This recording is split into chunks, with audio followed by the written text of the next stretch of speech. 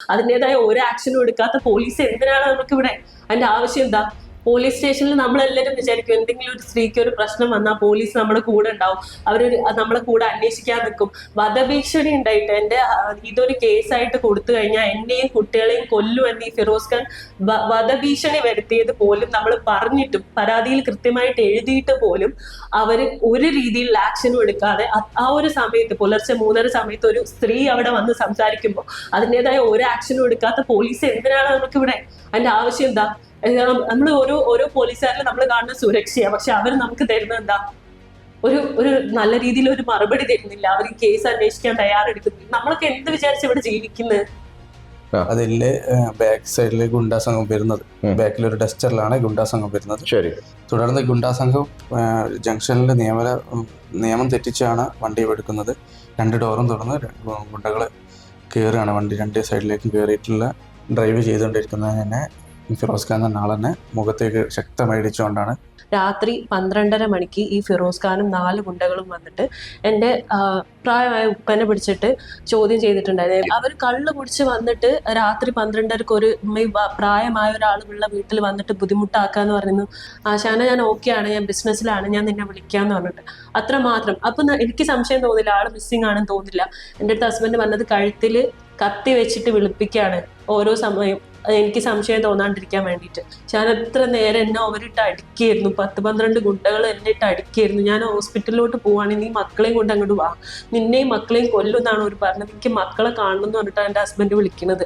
അജ്മി പുട്ടുപൊടി കമ്പനിയോട് എനിക്ക് പറയാനുള്ളത്, ഇത്തരം ഗുണ്ടായിസം നടത്തുന്ന ആളുകൾക്ക് ഡിസ്ട്രിബ്യൂഷൻ പോയിന്റ് ഒരിക്കൽ പോലും നിങ്ങൾ കണ്ടിന്യൂ ചെയ്യരുത് എന്നുള്ളതാണ്. കാര്യം ഇത്തരം രീതിയിലേക്ക് ഒരു മനുഷ്യനെ ബുദ്ധിമുട്ടിക്കുക എന്ന് പറയുന്നത് സാധാരണ കേൾക്കാറുള്ളതാണ്. പക്ഷേ ഒരു മനുഷ്യനെ മർദ്ദിക്കുക, കൊണ്ടുപോയി ഗുണ്ടായിസം കാണിച്ച് മർദ്ദിക്കുക എന്ന് പറയുന്നത് ഒരിക്കലും അംഗീകരിച്ചു കൂടാൻ കഴിയാത്തതാണ്.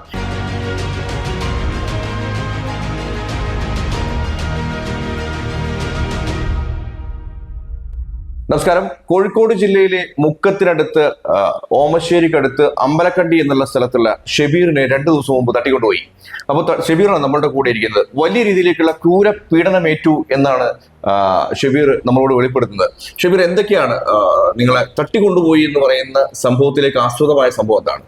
ഞാൻ 15 വർഷത്തോളം വർക്ക് ചെയ്യുന്ന സ്ഥാപനമായിരുന്നു അമാന ഫുഡ് മാർക്കറ്റിംഗ്. ഇപ്പോൾ ഏകദേശം 2 വർഷത്തോളം ഞങ്ങൾ അതിലെ ഓണറുമായി ബിസിനസ് തർക്കങ്ങളുണ്ട്. അതിൻ്റെ ഒരു തുടർച്ചയായിട്ടാണ് ഇപ്പോൾ ഈ സംഭവം. എന്ത് തർക്കങ്ങളാണ് നിങ്ങൾ തമ്മിലുണ്ടായിരുന്നത്? ഞങ്ങൾ തമ്മിൽ എൻ്റെ സാലറിയിലുള്ള പ്രശ്നങ്ങളുണ്ടായിരുന്നു. അതായിരുന്നു ഞാൻ നിരന്തരം അതിൻ്റെ കട്ട് ചെയ്യുന്നതുമായിട്ട് ബന്ധപ്പെട്ട് തർക്കങ്ങളുണ്ടായിരുന്നു. അപ്പം അതിൽ ഞാൻ പുള്ളിയുടെ കുറേ തിരിമറികൾ ഞാൻ കമ്പനിയിലേക്ക് റിപ്പോർട്ട് ചെയ്തു. അതിൻ്റെ ഒരു വൈരാഗ്യമാണ് ഇതിന്. അമാന ഫുഡ് പ്രൊഡക്റ്റ് അല്ലേ? അമാന ഫുഡ്. അത് ഡിസ്ട്രിബ്യൂഷൻ പോയിന്റ് ആണോ? അതെ, ഡിസ്ട്രിബ്യൂഷൻ പോയിന്റ്. ശരി. അപ്പോ ഇത് എന്തിന്റെ ഡിസ്ട്രിബ്യൂഷൻ ആണ്?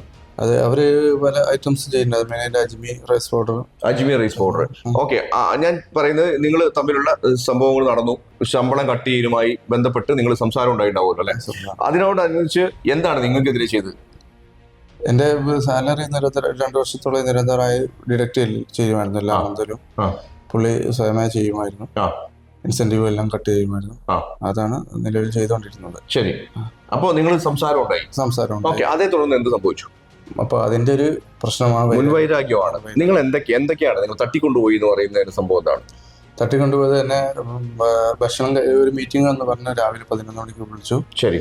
ഏകദേശം 12 മണി സമയത്ത് പുള്ളി എന്നെ ഭക്ഷണം കഴിക്കാന്ന് പറഞ്ഞ് കൊണ്ടുപോയി. ഏകദേശം 12:30 1 മണി ആ സമയമാണ്. ഏകദേശം എനിക്ക് കറക്റ്റ് സമയം അറിയില്ല, ഫിഗർ അറിയില്ല.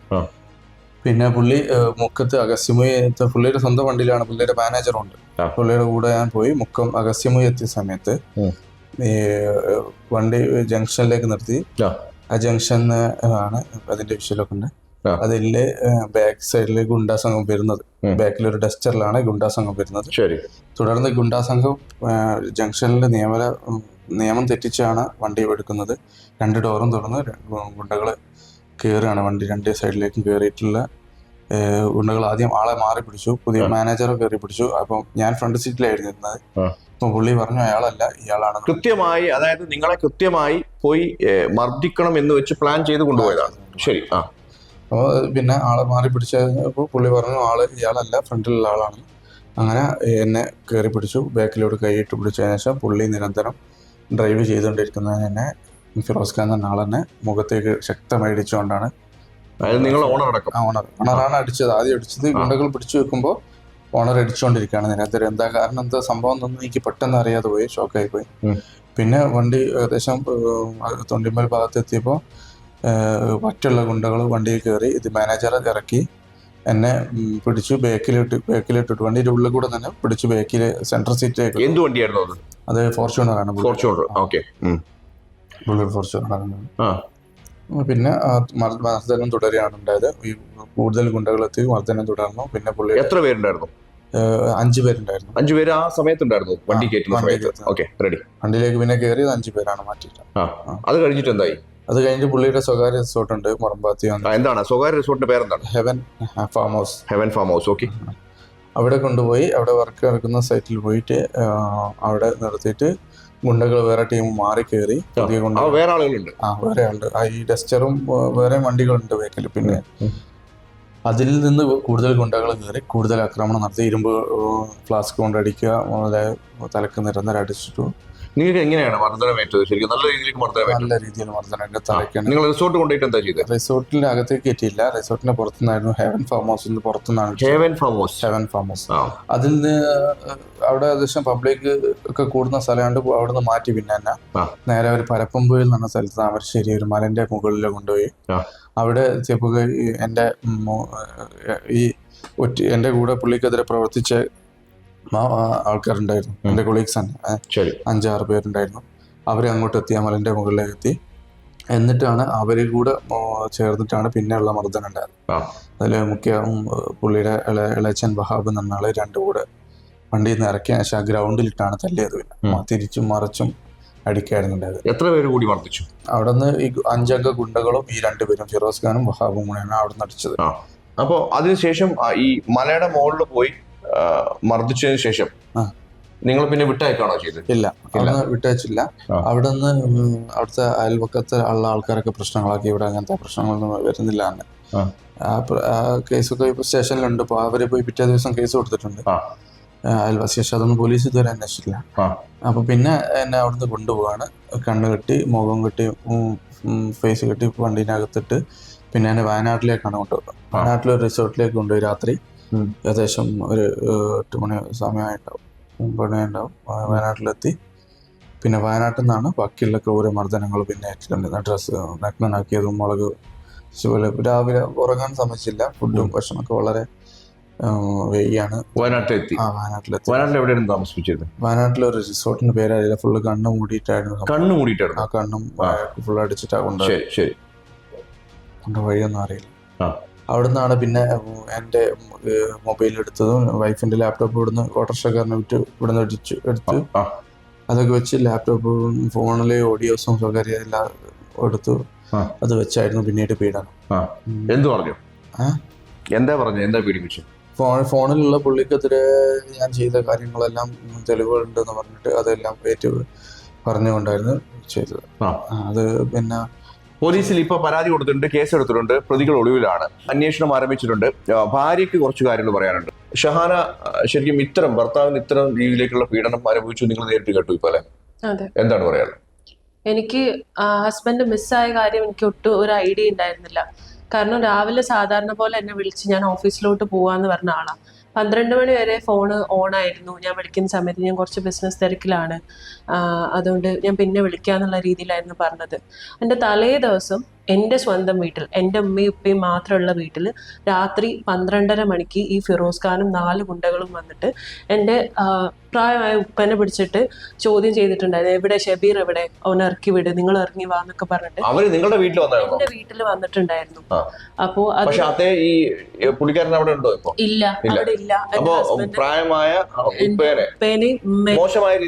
അതെ, അവർ കള്ള് കുടിച്ച് വന്നിട്ട് രാത്രി 12:30 ഒരു പ്രായമായ ഒരാളുള്ള വീട്ടിൽ വന്നിട്ട് ബുദ്ധിമുട്ടാക്കാന്ന് പറയുന്നു.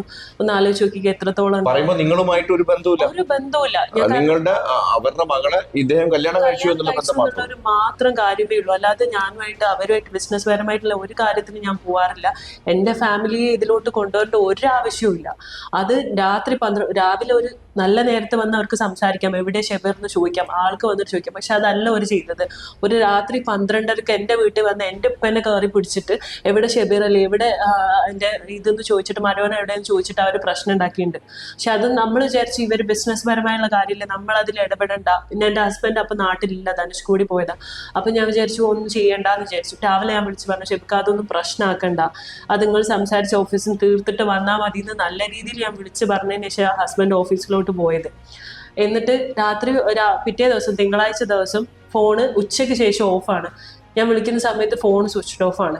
അപ്പോൾ എനിക്ക് സംശയം തോന്നാതിരിക്കാൻ വേണ്ടിയിട്ട് ഇടയ്ക്ക് രാത്രി ഒരു 8 മണിക്ക് വിളിച്ചിട്ട് 2-3 സെക്കൻഡ് എൻ്റെ അടുത്ത് കോളിൻ്റെ ഇതുണ്ട്, സെക്കൻഡ് എത്ര സമയം വിളിച്ചിട്ടുണ്ട്, 2 സെക്കൻഡ്, ആശാന ഞാൻ ഓക്കെയാണ്, ഞാൻ ബിസിനസ്സിലാണ്, ഞാൻ നിന്നെ വിളിക്കാമെന്ന് പറഞ്ഞിട്ട് അത്ര മാത്രം. അപ്പം എനിക്ക് സംശയം തോന്നില്ല, ആൾ മിസ്സിങ് ആണെന്ന് തോന്നില്ല. എൻ്റെ അടുത്ത് ഹസ്ബൻഡ് പറഞ്ഞത് കഴുത്തിൽ കത്തി വെച്ചിട്ട് വിളിപ്പിക്കുകയാണ് ഓരോ സമയം, എനിക്ക് സംശയം തോന്നാണ്ടിരിക്കാൻ വേണ്ടിയിട്ട്. പിന്നെ ഒരു 7:45 ആയ സമയത്ത് എന്നെ വിളിച്ച് പറഞ്ഞു എൻ്റെ ലാപ്ടോപ്പ് ഒന്ന് താഴേക്ക് കൊണ്ടു കൊടുക്കണം, ഒരു ഓട്ടോക്കാരൻ വരും. അപ്പോൾ ഞാൻ പറഞ്ഞാൽ ഓക്കെ, എന്തോ ബിസിനസ്സിൻ്റെ ആവശ്യത്തിനാണ്, കണക്ക് നോക്കാൻ വേണ്ടിയിട്ടാണെന്ന് പറഞ്ഞിട്ട് ഞാൻ കൊണ്ട് കൊടുത്തു. ഞാൻ താഴെ ഒരു ഓട്ടോ ഡ്രൈവർ വന്നു, ആളെ കയ്യിൽ കൊടുത്തു. ഞാൻ ഒന്നും ശ്രദ്ധിച്ചില്ല, ഓട്ടോ ഡ്രൈവറുടെ നമ്പർ ശ്രദ്ധിച്ചില്ല, പക്ഷെ CCTV അതിൻ്റെ ഫൂട്ടേജ് ഉണ്ട്. പിന്നെ അത് കഴിഞ്ഞിട്ട് പിന്നെ എന്നെ വിളിക്കുന്നില്ല. പിന്നെ രാവിലെ ഇതേപോലെ ഒന്നും കൂടെ വിളിച്ചിട്ട് എൻ്റെ അടുത്ത് പറഞ്ഞു, ഞാൻ ഓക്കെയാണ്, കുഴപ്പമില്ല, ഞാൻ നാട്ടിൽ തന്നെ ഉണ്ട്. ഞാൻ ദേഷ്യം പിടിച്ച് ചോദിച്ചു നിങ്ങൾ എവിടെ ഉള്ളതെന്ന് പറയുന്നത്. പറഞ്ഞു ഞാൻ നാട്ടിലുണ്ട്, എനിക്ക് കുഴപ്പമില്ല എന്നുള്ള രീതിയിൽ ആൾ പറഞ്ഞു. ഞാൻ ഓക്കെ, ഫിറോസ് ഖാന്റെ കൂടെ ആണല്ലോ, ഫിറോസ് ഖാൻ അത്രയും ബന്ധമുള്ള ഒരാളാണ്, അപ്പോൾ ആളുടെ കൂടെ ആണല്ലോ എന്ന് വിചാരിച്ചിട്ട് ഞാൻ സമാധാനിച്ചു.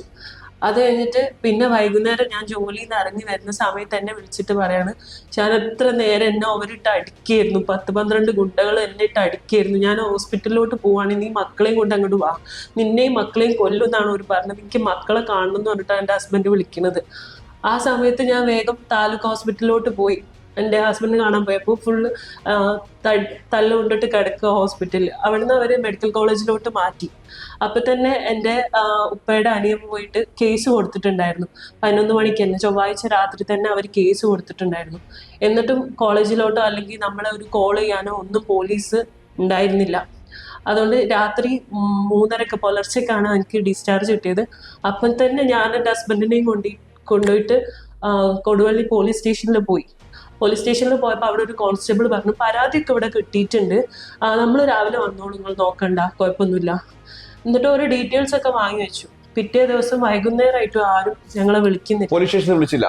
നിങ്ങൾ പോയി പരാതി കൊടുത്തിട്ട് പോലും പോലീസ് സ്റ്റേഷനിൽ വിളിച്ചില്ല? ഏത് സ്റ്റേഷനാണ്? കൊടുവള്ളി സ്റ്റേഷൻ. അതായത് ഈ സ്ത്രീകൾക്ക് വലിയ രീതിയിലേക്ക് എന്തുണ്ട്, വലിയ രീതിയിലേക്ക് സുരക്ഷ ഒരുക്കിയിട്ടുണ്ട് എന്ന് പറയുന്ന കേരളത്തിൽ നിന്ന് തന്നെയാണ് കൊടുവള്ളി പോലീസ് സ്റ്റേഷൻ. കേൾക്കാൻ വേണ്ടി പറയാണ്, ഇവര് വന്ന് ഹസ്ബൻഡിന്റെ ഒരു ഇഷ്യൂ വന്ന് പറഞ്ഞിട്ട് പോലും വൈകുന്നേരം വരെ പിടിച്ചില്ല എന്ന്. നിങ്ങളൊക്കെ എന്തിനാണ് ഈ പണിയെടുക്കുന്നത് എനിക്ക് മനസ്സിലാവുന്നില്ല കേട്ടോ. അതായത് പലപ്പോഴും സ്ത്രീകൾക്ക് നീതി കിട്ടാത്ത അവസ്ഥ, മറ്റു മാധ്യമങ്ങളുടെ മുന്നിൽ എത്തേണ്ട ഒരു അവസ്ഥ, നിങ്ങളാണ് ശരിക്കും ഇവരെ മാധ്യമങ്ങളുടെ മുന്നിൽ എത്തിക്കുന്നത്. കാര്യം ഒരു സ്ത്രീക്ക് കിട്ടേണ്ട മര്യാദ, ഒരു സ്ത്രീക്ക് കിട്ടേണ്ട പരിരക്ഷ, ഒരു സ്ത്രീക്ക് കിട്ടേണ്ട സുരക്ഷ, ഇതൊന്നും കിട്ടാതെ വരുമ്പോഴാണ് ഈ പ്രശ്നങ്ങൾ വരുന്നത്. ഇവരൊന്നും ചുമ്മാ സംസാരിക്കുന്നില്ലല്ലോ.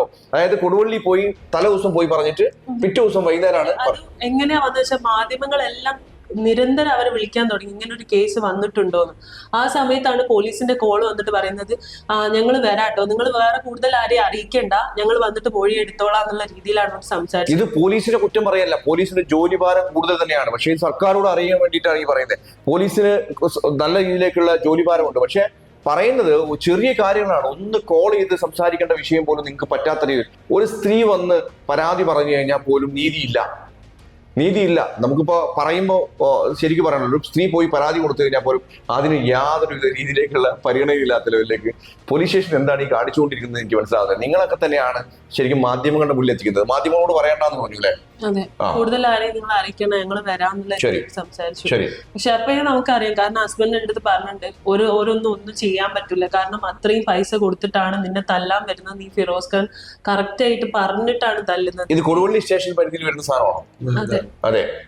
അപ്പൊ 5 ലക്ഷം രൂപ നിന്നെ തല്ലാൻ വേണ്ടിട്ട് നിങ്ങൾ പറഞ്ഞോ ഈ എന്റെ ഭർത്താവിനെ തട്ടിക്കൊണ്ടുപോയി പ്രശ്നം ഉണ്ടായി മർദ്ദിച്ചു എന്നൊക്കെ പോലീസുകാരോട് പറഞ്ഞു? കാര്യങ്ങളും ഞങ്ങൾ അവിടെ ഒരു കോൺസ്റ്റബിൾ ആയിരുന്നു ഉണ്ടായിരുന്നത്. അപ്പൊ ആ കോൺസ്റ്റബിൾ 3:30 പുലർച്ചെയല്ലേ, അവര് ഡോറൊക്കെ അടിച്ചിട്ട് ഞങ്ങൾ പറഞ്ഞ ഒരു പ്രതി അകത്തുണ്ട് എന്ന് പറഞ്ഞിട്ട് ഞങ്ങളെ പുറത്തന്നെ നിർത്തിയിട്ടാണ് സംസാരിക്കുന്നത്. അപ്പൊ ഞാൻ പറഞ്ഞു, ഇങ്ങനൊക്കെ ഒരു സംഭവം ഉണ്ടായിട്ട് നിങ്ങളൊന്ന് അന്വേഷിക്കെങ്കിലും ചെയ്തു, ഒന്നൊരു കോളെങ്കിലും ചെയ്തുകൂടെ നിങ്ങൾക്ക്? ഞാൻ ചോദിച്ച സമയത്ത് അത് വരും നിങ്ങൾ ടെൻഷൻ അടിക്കേണ്ട ആവശ്യമൊന്നുമില്ല എന്നിട്ട് അപ്പോഴേ ഞങ്ങൾ ഇറക്കി വിട്ടു. അപ്പൊ ഞങ്ങൾ പൊക്കോളാൻ പറഞ്ഞു. നാളെ രാവിലെ 10 മണിക്ക് വന്നാൽ മതി. 10 മണിക്ക് എൻ്റെ ഉപ്പയുടെ അനിയനോ പോലീസ് സ്റ്റേഷനിൽ പോയി കാത്തു നിൽക്കുക CI വരാൻ വേണ്ടിയിട്ട്. പക്ഷെ ആൾക്ക് പനിയാണ്, ആൾക്ക് സുഖമില്ല എന്ന് പറഞ്ഞിട്ട് ആൾ അപ്പോഴൊന്നും വന്നില്ല. വൈകുന്നേരം ഈ മാധ്യമങ്ങൾ എല്ലാവരും ഇടപെട്ടതിന് ശേഷം മാത്രമാണ് അവരിവിടെ വന്ന് മൊഴിയെടുത്തിട്ട് പോയത്. പിന്നെ മൊഴിയെടുത്ത സമയത്തും അവർ വന്നപ്പോൾ ഞങ്ങളടുത്ത് പറയുന്നത്, നിങ്ങൾക്ക് ഇത് കോംപ്രമൈസ് ആക്കിക്കൂടെ, നിങ്ങളെ പേഴ്സണൽ ലൈഫല്ലേ, അത് ഇത്ര വലിയൊരു കോംപ്ലിക്കേറ്റഡ് ആക്കണം. അപ്പം ഞാൻ കറക്റ്റായിട്ട് പറഞ്ഞു, എനിക്കിത് കോംപ്ലിക്കേറ്റഡ് ആക്കണം, എനിക്കിത് കേസ് എടുക്കണം, നിങ്ങൾ കോംപ്രമൈസിനാണ് വന്നാൽ നിങ്ങൾക്ക് പൊക്കോളം, എന്നാൽ ഞങ്ങൾ തീർത്തോളും. ആ രീതിയിൽ ഞാൻ സംസാരിച്ചപ്പോൾ അവർ പറഞ്ഞു, അങ്ങനെ പറഞ്ഞതല്ല, ഞാൻ ജസ്റ്റ് ഒരു നിങ്ങളടുത്ത് സൂചിപ്പിച്ചതാണ്, നിങ്ങൾക്ക് വേണമെങ്കിൽ ഇങ്ങനെ ചെയ്യാമെന്നുള്ള രീതിയിൽ ആദ്യമേ ഒരു നെഗറ്റീവ് രീതിയിലാണ് ഇവിടെ വന്നപ്പോൾ തന്നെ സംസാരിച്ചിട്ടുണ്ടായിരുന്നത് ഫസ്റ്റ്. പിന്നെ അത് കഴിഞ്ഞ് 2ാമത്തെ ദിവസം അവർ ഫർദർ എൻക്വയറിക്ക് ഇവിടെ വന്നിട്ടുണ്ടായിരുന്നു.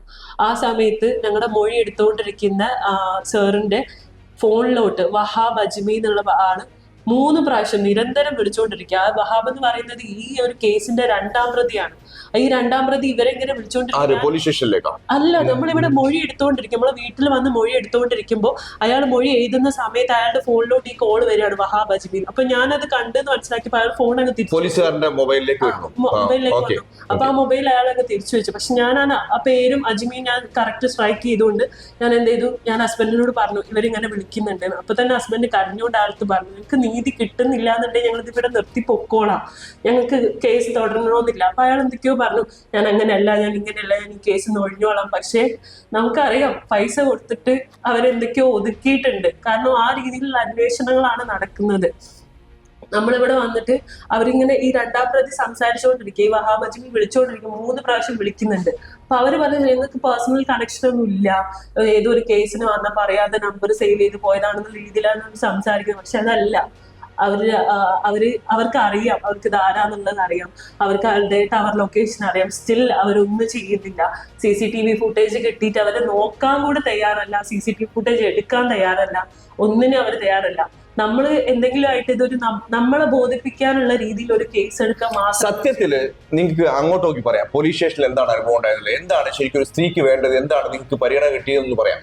പോലീസ് സ്റ്റേഷനിൽ നമ്മളെല്ലാവരും വിചാരിക്കും എന്തെങ്കിലും ഒരു സ്ത്രീക്ക് ഒരു പ്രശ്നം വന്നാൽ പോലീസ് നമ്മുടെ കൂടെ ഉണ്ടാവും, നമ്മളെ കൂടെ അന്വേഷിക്കാൻ നിൽക്കും. വധഭീഷണി ഉണ്ടായിട്ട് ഇതൊരു കേസായിട്ട് കൊടുത്തു കഴിഞ്ഞാൽ എന്നെയും കുട്ടികളെയും കൊല്ലും എന്ന് ഈ ഫിറോസ് ഖാൻ വധഭീഷണി വരുത്തിയത് പോലും നമ്മൾ പറഞ്ഞിട്ടും പരാതിയിൽ കൃത്യമായിട്ട് എഴുതിയിട്ട് പോലും അവര് ഒരു രീതിയിൽ ആക്ഷനും എടുക്കാതെ ആ ഒരു സമയത്ത് പുലർച്ചെ 3:30 സമയത്ത് ഒരു സ്ത്രീ അവിടെ വന്ന് സംസാരിക്കുമ്പോൾ അതിൻ്റെതായ ഒരു ആക്ഷനും എടുക്കാത്ത പോലീസ് എന്തിനാണ് നമുക്കിവിടെ? അതിന്റെ ആവശ്യം എന്താ? നമ്മൾ ഓരോ പോലീസുകാരിലും നമ്മൾ കാണുന്ന സുരക്ഷയാണ്, പക്ഷെ അവർ നമുക്ക് തരുന്നത് എന്താ? ഒരു നല്ല രീതിയിൽ ഒരു മറുപടി തരുന്നില്ല. അവർ ഈ കേസ് അന്വേഷിക്കാൻ തയ്യാറെടുക്കുന്നില്ല. നമ്മളൊക്കെ എന്ത് വിചാരിച്ച് ഇവിടെ ജീവിക്കുന്നത്? തീർച്ചയായും ഇത്തരം രീതിയിലേക്ക് ആണ് കൊടുവള്ളി പോലീസ് സ്റ്റേഷനിൽ നിന്ന് ഉണ്ടായ അനുഭവം. അതുമല്ല, എരയുടെ മൊഴി എടുക്കാൻ വേണ്ടി വന്ന സമയത്ത് പ്രതി പോലീസുകാരനെ ബന്ധപ്പെട്ടുകൊണ്ടിരിക്കുന്നു എന്നുള്ള നേർക്കാഴ്ച കണ്ട വ്യക്തി കൂടിയാണ് ഇവര്. അപ്പോ ശരിക്കും ആരിൽ നിന്നാണ് നീതി കിട്ടുക എന്ന് നമുക്ക് നോക്കേണ്ടതുണ്ട്. കാര്യം ആരിൽ നിന്നാണ് നീതി കിട്ടുക എന്ന് നമുക്ക് സംശയിക്കേണ്ടതുണ്ട്. കാര്യം അത്തരം രീതിയിലേക്കൊക്കെയാണ് ചില പോലീസ് സ്റ്റേഷനിൽ ചില പോലീസുകാർ ചെയ്തുകൊണ്ടിരുന്നത്. ശരിക്കും ഇവരുടെ വിഷമം കൊണ്ടാണ് ഈ സാധനങ്ങൾ പറയുന്നത്. സർക്കാരിനെതിരെയുള്ള സംഭവങ്ങളല്ല, ഇത്തരം രീതിയിലേക്കൊക്കെ സംഭവങ്ങൾ വന്നാൽ 100% സർക്കാർ ഇടപെട്ട് ഇത്തരം ഇതിലേക്ക് എന്തുകൊണ്ട് സംഭവിച്ചു എന്ന് നിങ്ങൾ വിലയിരുത്തണം. കാര്യം ഇല്ലെങ്കിൽ ഒരാൾക്കും നീതി കിട്ടാത്ത രീതിയിലേക്ക് ഇവിടെ പോകും. കാര്യം അത്തരം രീതിയിലേക്ക് പോകാൻ പാടില്ല എന്ന് 100% ദൃഢപ്രതിജ്ഞയോടെ വേണം മുന്നോട്ട് പോകാൻ. അപ്പൊ എന്തായാലും ഇവരുടെ കേസ് എടുത്തുണ്ട്. അന്വേഷണം നല്ല രീതിയിലേക്കല്ല പോയിക്കൊണ്ടിരിക്കുന്നത്. CCTV പോലും പരിശോധിക്കാൻ വേണ്ടി, അല്ലെങ്കിൽ പോയ ലൊക്കേഷൻ പോലും പരിശോധിക്കാൻ വേണ്ടി, ഇദ്ദേഹത്തെ കൊണ്ടുപോയി മർദ്ദിച്ച സ്ഥലങ്ങളിലൊക്കെ ലൊക്കേഷൻ എന്തുണ്ട്, ഇദ്ദേഹത്തിന്റെ ഫോൺ തന്നെ കൊണ്ടുപോയതിന് ലൊക്കേഷൻ തെളിവുണ്ട്. അപ്പൊ കള്ളം പറയുകയാണെങ്കിൽ കള്ളം പറയാന്നുള്ള രീതിയിലേക്ക് ഇല്ല, ഇദ്ദേഹം തന്നെ പറയുന്നുണ്ട് എന്റെ ലൊക്കേഷൻ അല്ലേ, എന്റെ ലൊക്കേഷൻ എടുത്ത് ചെക്ക് ചെയ്യ്, നിങ്ങൾ എന്റെ ഫോണൊക്കെ അതുവഴി സഞ്ചരിച്ചിട്ടുണ്ടെന്ന്. അതുപോലും തയ്യാറാവാത്ത രീതിയിലേക്ക് പോലീസിന്റെ പ്രവർത്തനം ആരെ രക്ഷിക്കാനാണ് എന്നുള്ളത് എനിക്കറിയില്ല. പിന്നെ പ്രത്യേകിച്ച് അജ്മി പുട്ടുപൊടി കമ്പനിയോട് എനിക്ക് പറയാനുള്ളത്, ഇത്തരം ഗുണ്ടായിസം നടത്തുന്ന ആളുകൾക്ക് ഡിസ്ട്രിബ്യൂഷൻ പോയിന്റ് ഒരിക്കൽ പോലും നിങ്ങൾ കണ്ടിന്യൂ ചെയ്യരുത് എന്നുള്ളതാണ്. കാര്യം ഇത്തരം ഇതിലേക്ക് ഒരു മനുഷ്യനെ ബുദ്ധിമുട്ടിക്കുക എന്ന് പറയുന്നത് സാധാരണ കേൾക്കാറുള്ളതാണ്. പക്ഷെ ഒരു മനുഷ്യനെ മർദ്ദിക്കുക, കൊണ്ടുപോയി ഗുണ്ടായിസം കാണിച്ച് മർദ്ദിക്കുക എന്ന് പറയുന്നത് ഒരിക്കലും അംഗീകരിച്ചു കൂടാൻ കഴിയാത്തതാണ്. നിങ്ങളുടെ ഭാഗത്ത് നിന്ന് എന്ത് ന്യായം വന്നാലും മനുഷ്യാവകാശം ലംഘനം തന്നെയാണ് നിങ്ങൾ നടത്തിയിട്ടുള്ളത് എന്ന് കൃത്യമായി എടുത്തു പറയാൻ കഴിയും. കാര്യം ഒരു മനുഷ്യനെ ഒരു കാരണവശാലും ദ്രോഹിക്കാനോ ഒരു മനുഷ്യന്റെ മേലെ കൈവയ്ക്കാനോ യാതൊരുവിധ അധികാരവും ഒരാൾക്കും നൽകിയിട്ടില്ല എന്ന് പറഞ്ഞുകൊണ്ട് തന്നെയാണ് നിർത്തുന്നത്. നന്ദി, നമസ്കാരം.